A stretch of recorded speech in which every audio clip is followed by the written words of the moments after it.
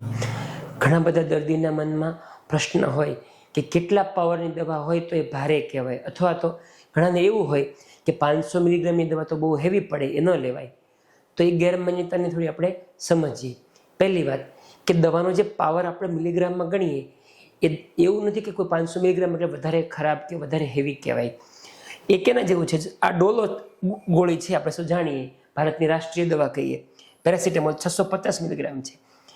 આ ડાયક્લોફેનિક છે 50 મિલીગ્રામ આવે, પણ આના કરતાં આ ઘણી ભારે દવા છે. 50 મિલીગ્રામની દવા છે એ વધારે સ્ટ્રોંગ છે, વધારે હેવી પેઇન કિલર છે, કારણ કે આનો પાવર ભલે વધારે હોય પણ આની પોટેન્સી કહેવાય, એની સ્ટ્રેન્થ હોય એટલી બધી ન હોય. ઉદાહરણ આપું ને તો મરચાંનું શું એક્ઝામ્પલ તમને આપું તો તમે 100 ગ્રામ કશ્મીરી મરચું ખાઓ ને 2 ગ્રામ કે 5 ગ્રામ સુરતી નાની મરચી જમો તો કયું વધારે તીખું હોય? તો સુરતી મરચું, કારણ એમાં તીખાશ વધારે છે.